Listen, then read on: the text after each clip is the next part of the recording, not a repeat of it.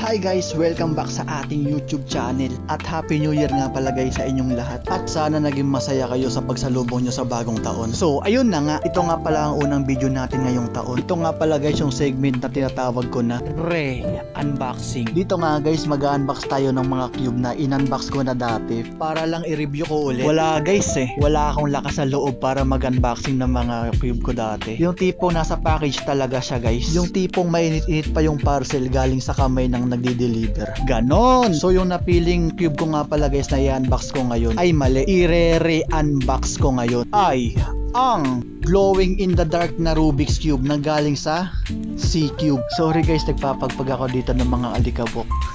Bro. Kung naghahanap ka na Rubik's Cube na ipagyayabang mo sa mga kaklase mo o kaibigan, ito na yun guys. Panoorin nyo guys mamaya papakita ko sa inyo. At dito nga guys, pinakita ko yung pamphlet ng C-Cube. Nakaparehas na pamphlet ng Moyo ng mga budget.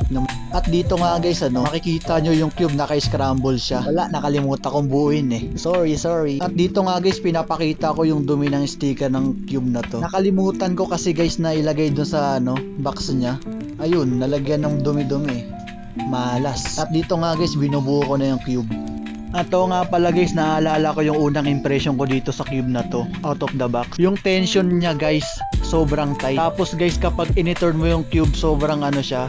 Ano bang na yun? Tawag doon. Kung alam nyo guys yung term na maganit, o sa madaling salita, hindi siya smooth. Pero guys, nawawala naman yung feel na ganun sa cube na to once na naluban nyo na yung cube na to mismo.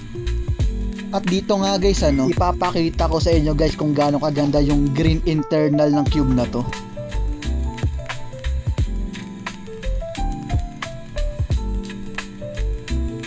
O diba guys, ang angas? Pero hindi yan basta-basta green internal lang yan guys. Glow in the dark pa yan boy. At dito guys, kung nagtatanong kayo kung maganda nga ba ang performance ng cube na to, para sa akin for speed cubing, hindi ang sagot ko guys. Pero yung pag-turn mo sa cube na to, pwede na. Sheesh! Dito nga guys, makikita natin na hindi maganda yung corner cut ng cube na to.